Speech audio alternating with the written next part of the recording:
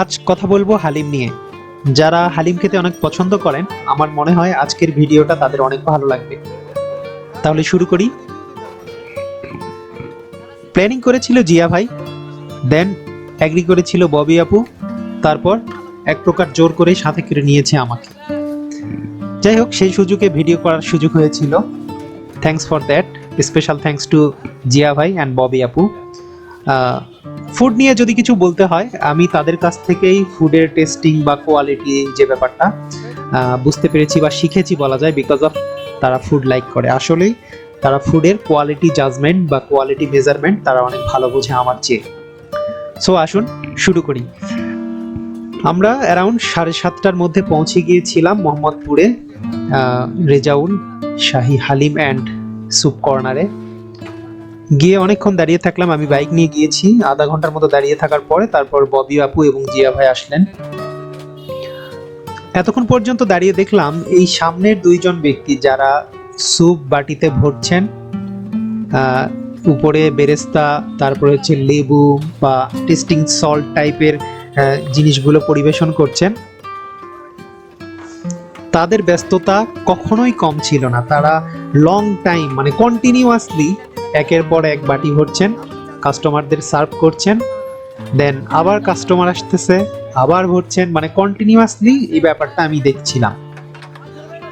একটা ব্যাপার বলে রাখি, ডান পাশের যে ব্যক্তিটাকে দেখা যাচ্ছে একদম ওই সাইডে, উনি স্যুপ পরিবেশন করছিলেন, এবং বাম সাইডের এই দুইজন ব্যক্তি ওনারা হচ্ছে হালিমের জন্য। তো হালিম এবং স্যুপের যে ব্যাপারটা, এই দোকানে দুইটাই ভালো মাত্রায় সেল হয়, বাট রেশিও যদি মেইন বলা যায় তাহলে রেশিও হালিমে 3 এবং স্যুপে 1। মানে যদি 3 জন হালিম খায় তাহলে একজন স্যুপ খায়, রেশিওটা এরকম বলা যায়। অনেকক্ষণ থেকে দেখছিলাম তারা কন্টিনিউয়াসলি এভাবে মানে হালিম পরিবেশন করছিল, এবং একের পর এক মানে কন্টিনিউয়াসলি লোকজন এসে এভাবেই হালিম নিচ্ছিল। অনেকক্ষণ দেখলাম, এরপরে আসলো আমাদের পালা, আমিও নিয়ে ফেললাম। মজার ব্যাপার হচ্ছে যে আপনি যদি ঠিকমতো জায়গা দখল না করতে পারেন তাহলে মানে ভিতরে বসার জায়গা পাবেন না সহজে।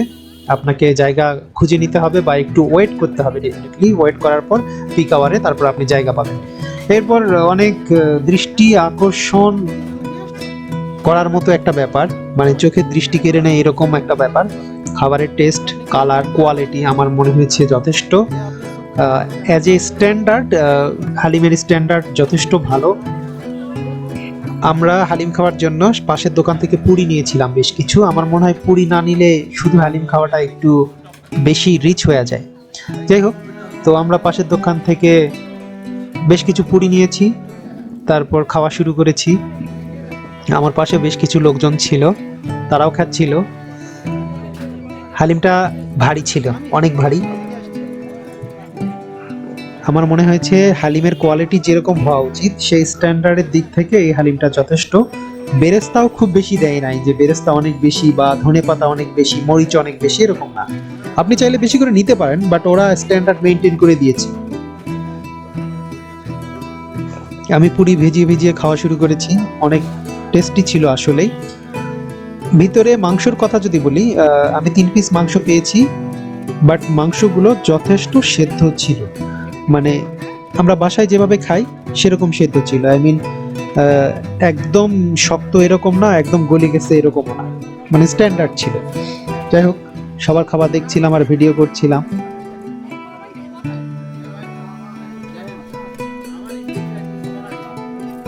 চেষ্টা করছিলাম একটু ধীরে খেতে, যদিও আমি খুব ফাস্ট খাই, দেখা যায় 5-6 মিনিটে আমার খাওয়া শেষ।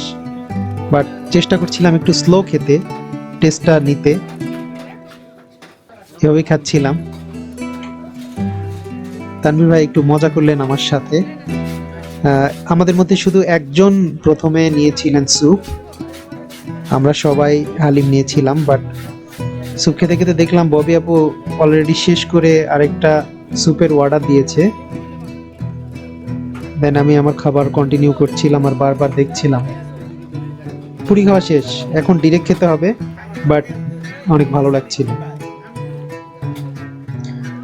খাবার নিয়ে আসলে খুব বেশি কিছু বলার নাই, কারণ খাবারের টেস্ট ডিপেন্ড করে ব্যক্তিগত মুখের রুচির উপরে, স্বাদের উপরে, যে যেমন খেতে পছন্দ করে। ববি আপু একসাথে দুটা খেয়ে টেস্ট করছে কোনটা কেমন লাগে, স্যুপ নাকি এভারেজ। বাট হালিমটা যথেষ্ট এক্সপেক্টেড কোয়ালিটি পেয়েছে, ভালো ছিল। উনি একবার হালিমে একবার স্যুপে, ভালো ছিল ব্যাপারটা। ইউরোপিয়ান ফুডে যেরকম কোনো মশলা ইউজ করে না, বা লাদাখের সেই মোমো, বা ইন্ডিয়াতে যেরকম আলু পরাঠা, গোবি পরাঠা, মানে এক এক জায়গাতে ফুডের টেস্ট একরকম। ফুড নিয়ে আসলে ঝগড়া করার মতো তেমন কিছু নাই, এক একজনের মুখে এক একজনের স্বাদ যে হয়, যে যেরকম পছন্দ করে আর কি অ্যাকচুয়ালি। তো সবকিছু মিলায় বাসায় যেরকম খাই বা আমার মুখের স্বাদ যেরকম এক্সপেক্ট করে, আমার মনে হয়েছে সেদিক থেকে হালিমটা যথেষ্ট স্ট্যান্ডার্ড ছিল। মাংস 3 পিস পেয়েছি, আমার মনে হয় মাংস সেদিক থেকে যথেষ্ট। কখনোই মানুষ কম ছিল না, অল টাইমই মানুষ, এবং প্রত্যেক মানে কন্টিনিউয়াসলি এই দুজন ব্যক্তি হালিম বানাচ্ছিলেন এবং পরিবেশন করছিলেন, বাটি ভরছিলেন, দিচ্ছিলেন। আপনারা চেষ্টা করবেন 8টার মধ্যে বা 9টার মধ্যে মানে আসতে।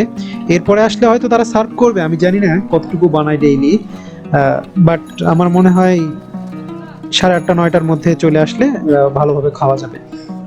অনেকে অনেক বড় গ্রুপ নিয়ে আসে, তো সেক্ষেত্রে আমার মনে হয় কোনো সমস্যা হবে না।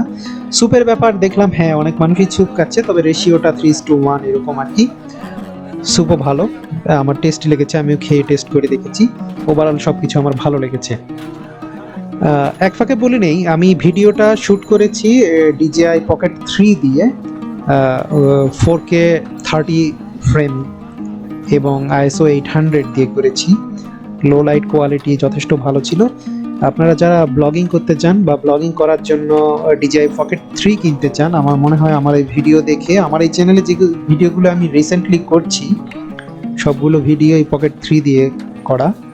আই হোপ আপনাদের সেদিক থেকেও একটা অ্যাডভাইস পেয়ে যাবেন, ইনফরমেশন পেয়ে যাবেন। তো ভিডিওটা দেখার জন্য অশেষ ধন্যবাদ। যদি কোনো প্রশ্ন বা কোয়েরি থাকে করবেন, কমেন্টে লিখবেন। Thank you.